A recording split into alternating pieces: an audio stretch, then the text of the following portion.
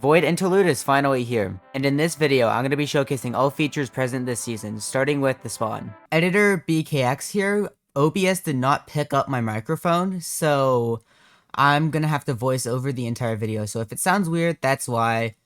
Enjoy the video, I guess. When you spawn in, you will be met with two NPCs, the starter kit NPC and the RTP NPC. The starter kit NPC will give you a starter kit, which will help you get started on the server. You don't need to get a starter kit, but it's recommended. To the right of starter kits is the RTP NPC. At the time of recording this video, it's disabled, so I can't showcase it, but by the time the server's up, you should be able to RTP. There's a few more NPCs I want to showcase that spawn. This is the Finale Victor NPC. Since Sigma Sunday won last season's final fight, he got an NPC at this spawn. Over here is the top hours leaderboard. This still shows the stats from last season. I was number 1 last season, it's just that my stuff got reset. Over here is the top balances NPC, which showcases people with the top balance, which is pretty cool. At the back of spawn is the supporters board, which shows everyone who has bought a rank on the server. When leaving spawn, you will see 4 NPCs, the server owner NPC, me, server founder, Kodiak, server developer, Alligator, and server developer, Michael. There used to be plushies here, but I think one of my mods destroyed them. When you go forward, you will see 2 signs, one for jobs and quests, and one for the Utopia shop. I'll be showing off jobs and quests first. There are 2 things over here. There is the quest crate and the jobs and quests. When interacting with the NPC, it'll bring up a menu with select a job and quests. Select a job will bring up a menu which shows all the available jobs, for example miner, farmer, woodcutter. When opening the quest menu, it will pull up a menu full of quests. These quests relate to the job you have selected. So I have Hunter, as you can see, and it has all the Hunter quests. If I were to change my job, for example, to Miner, and then just go to quests, you will see that I have Miner quests.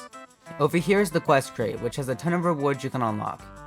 You can get keys from doing quests. So if I go over to the NPC over here, it will show that one of the rewards is the quest key.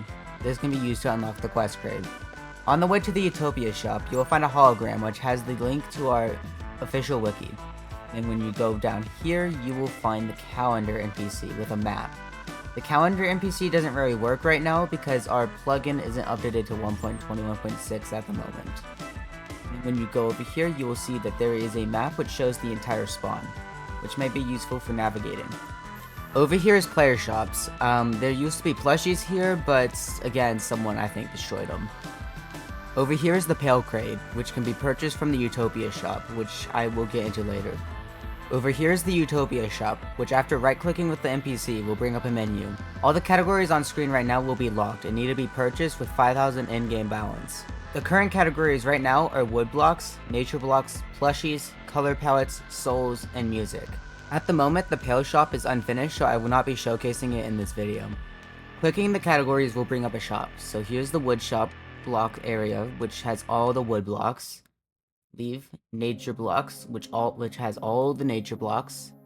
Plushies, which there is a ton of plushies. A lot of them are based off of players in the server currently, and some can be obtained through like winning the final fight. For example, Sigma Sunday's plushie. This is the color palettes thing. I will get into this in a minute, but these don't have a price at the moment, so they're all question marks, but they can basically be used as trim materials for your armor.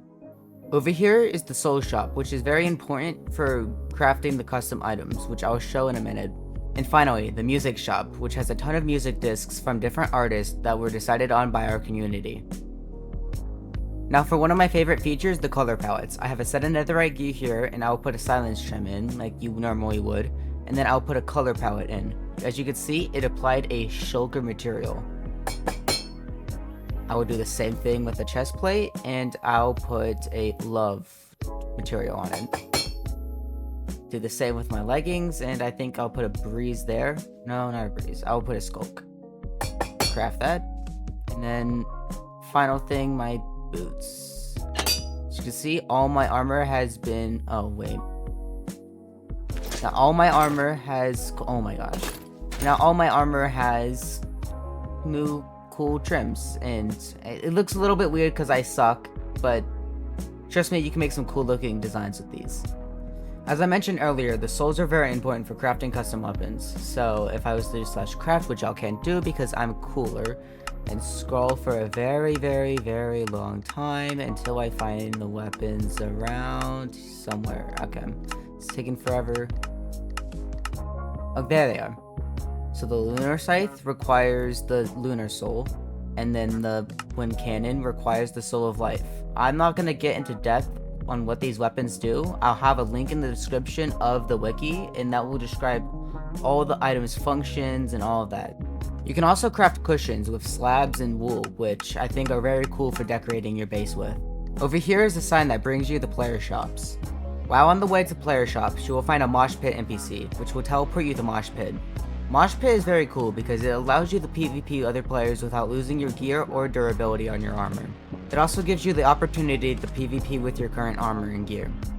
To the right of the NPC is player shops, which if I go over here, I will find this NPC over here, which I will interact with and purchase the shop. There's a ton of customizability options with the shops. There's a ton of options with the shops, so you can sell or abandon it, you can edit its storage, which will be useful later. You can't do that, and edit the shop front. So let's add the music disc to the store. How much would you wish to sell or buy? I want to sell 1, so type that in chat. Now I type the price, so I'll put 50 because why not? Then I'll add it to there, but you will see it says currently 0 in stock. That's because you need to put the things into the storage. So we'll put the music disc in there, and then I'll preview it. So when I click the preview shop, it'll show the item in stock. Currently 1 in stock. Will allow other players to go to your shop and purchase your items. That's basically everything in Spawn. I will now be moving on to other features outside of Spawn. Just like most servers, we have a /home option. So to set a home, you can do /set home. And then a name, so subscribe. But I spelled it wrong, so of course I did. And then /home, subscribe, yep, subscribe, yep. And then you go to your home. It's a pretty simple concept, and yeah. If you've played other servers before, you may be familiar with it. There's also warps, so you can warp the spawn, shops, shop, hail, mosh pit, jobs, crates, and calendar. The next thing I'm going to showcase is teams. So if you look over here, I'm a part of the team Nova. To create a team, you want to do /team, create, and then type the name. I'm already in a team, so I'm not going to create a new team. And then with a team, there's a ton of commands you can do as a team owner. Like you can change the color and all of that, and you can create warps and stuff. So I already have a few warps set, so I'm just going to go to my old base from last season, and then go back to spawn by using /spawn. That's basically most of the features. Now I'm going to get into the data packs. The first data pack I want to show adds mob variants. As you can see, there is a pale pig in the pale garden. There are also cow variants you can find all across the overworld. This is only a small portion of mob variants you can find across our server. The last data pack I want to showcase is Stellarity, which is my personal favorite data pack that we have. If you look around, the main island looks a little different, besides the few additions made by my players last season. Stellarity basically gives the end a complete overhaul with new items, structures, and biomes. Going through this gateway will bring me to the Outer End Islands, which as you can see has a completely new biome. This biome is one of the many biomes Stellarity adds. Stellarity adds a lot more than just biomes. Over here, I have a setup which has new armor added by Stellarity, a new elytro, the Empress wings, custom paintings, and custom items. If you would like to check out all the content Stellarity adds, I have provided a link to their wiki down in the video's description. There will also be links to all the data packs we use on the server if you would like to check them out. The last thing I'm going to be showcasing is the server's lore. So right here is the Season 3 lore room. Void Interlude does not have a lore room right now, so I have to show Season 3 off. So the library will have books for all the records, so as you can see, that was one.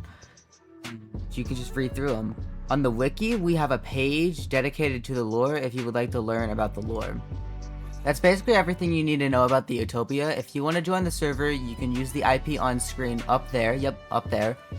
And if you have any questions, you can make sure to leave a comment down below, and I will try to answer them. Love y'all. Bye!